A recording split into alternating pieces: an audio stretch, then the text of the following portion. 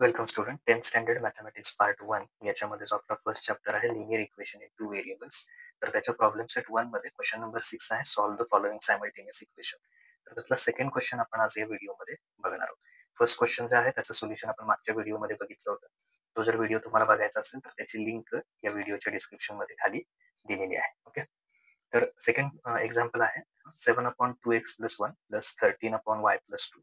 तसं इकडे आहे 13/2x + 1 + 7/y + 2 = 33. तर आता याच्यात काय करायचं, सबस्टिट्यूशन करण्याआधी हे एक्झाम्पल लिहिताना आपण असं लिहिूया 7 सेपरेट लिहिलं आपण. तर काय लिहिणार आपण 1/2x + 1. ओके, कारण 7 1 7च येतात. ओके, त्यामुळे हे असं लिहायचं. त्याच्यानंतर इथे 13 आपण साईडला लिहूया.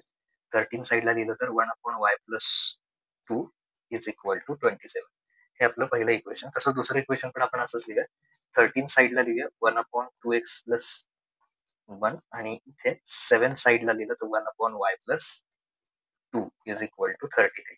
हे दोन इक्वेशन मिळाल्यानंतर इथे काय करणार आपण, पुट 1 सबस्टिट्यूशन घ्यायचं. 1/2x + 1 = m and second 1/y + 2 = n. तर ह्या दोन व्हॅल्यू पुट करायच्या आहेत. तर पहिलं काय येणार बघा 7, याची व्हॅल्यू काय ठेवली आपण, m ठेवली. सो 7m प्लस इकडे 13n = इथे किती दिलंय 27. त्याच्यानंतर दुसरं 13m प्लस 7n = 33. तर याला नंबर दिले या दोन इक्वेशनला, इक्वेशन 1 आणि इक्वेशन 2. आता हे जर का तुम्हाला सिम्प्लिफाय करायचे असतील, इक्वेशन्स सॉल्व्ह करायचे असतील, तर इथे काय करूया आपण, याला एकतर तुम्ही काय करू शकता, 7 आणि 13 समजा याला मल्टिप्लाय केलं, वरती किती केला 7 ने मल्टिप्लाय केला आणि खाली किती केला आपण 13, तरी चालू शकतं. किंवा त्याच्याऐवजी सिंपल होण्यासाठी काय करा, याचे एम आणि यांचे कोइफिशियंट सेम आहे, तर एकदा ऍड करा एकदा सबट्रॅक्ट करा. तसं सॉल्व्ह करूया आपण, म्हणजे आणखी simple. Add equation 1 and 2. Equation 1 आणि 2 ची एकदा ऍडिशन करूया, म्हणजे 7m प्लस 13n = 27 आणि दुसरं इक्वेशन आहे 13m प्लस 7n = 33. या दोन्हींची ऍडिशन होताना काही साईन चेंज होणार नाही. 13 + 7 येणार 20m. तसंच इथं 20n = या दोन्हींची ऍडिशन केली आपण तर ती येणार आहे 60. Okay, divide both side by, divide both side by 60. तर दोन्हीकडे 60 ने डिवाइड करूया, म्हणजे 20m/20 plus 20n/20 and 60/20. So 20 ला 20 कॅन्सल होईल, फक्त m राहील. इथं पण कॅन्सल होईल, फक्त n राहणार. 21 जा 20, 23 जा 60, म्हणजे m प्लस n किती आला 60 आला. ओके, आता तसंच काय करायचं, इकडे इक्वेशन 2 मायनस इक्वेशन 1 करायचं. Subtract equation 1 from equation 2. तर त्यासाठी हे इक्वेशन लिहूया 7m, सॉरी त्याच्यात इक्वेशन 2 आधी लिहूया पहिल्यांदा इझी होण्यासाठी.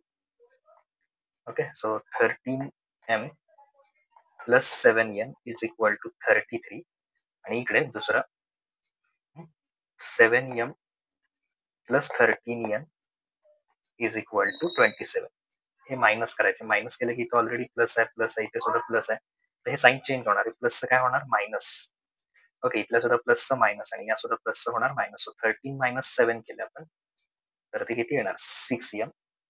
परत 7 - 13, ओके 7 - 13 6 येणार आणि ग्रेटर नंबरचं साईन मायनस, सो -6m. आणि याच्यात 33 - 27 म्हणजे 6 येणार.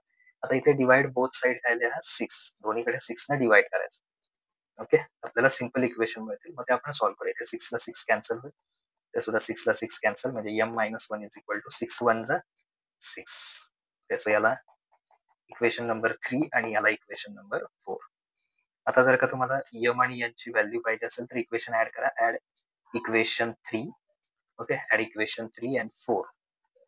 ओके, सो 3 आहे m प्लस n = 3 आणि दुसरं 4 आहे m मायनस n = 1. तर दोन्हींची ऍडिशन केली, m प्लस n किती येणार 2m plus n minus n cancel होणार, 3 + 1 किती येणार 4. तर हा मल्टिप्लाय 2 इकडे येऊन काय होईल डिवाइड होईल. So m = 4 / 2. सो m = 2 2 जा 4 म्हणजे m ची व्हॅल्यू किती आली आपली 2 आली. ओके, तर ती एकात कशात तरी पुट करा. Put m equal to 2 in equation 3. Okay, हवं तर इक्वेशन 3 परत लिहूया, म्हणजे m plus n equal to 3.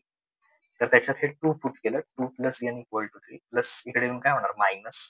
So n is equal to 3 minus 2 म्हणजे n ची व्हॅल्यू किती येणार 1 येणार. पण आपल्याला ऍक्च्युली x आणि y फाइंड आउट करायचे. मग काय करणार आपण, बट 1 अपॉन काय पुट केलं होतं आपण m ला स्टार्टिंगला 1 upon 2x plus 1 1 upon 2x plus 1 is equal to m.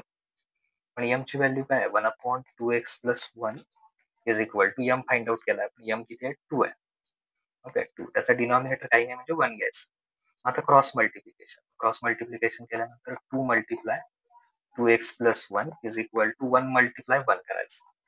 Okay, so 2 2 चा किती येईल 4x, परत 2 1 जा सॉरी त्याच्या आधी इथे प्लस लिहूया मध्ये येते, परत 2 1 जा 2 या 1 ला मल्टिप्लाय करायचं आणि 1.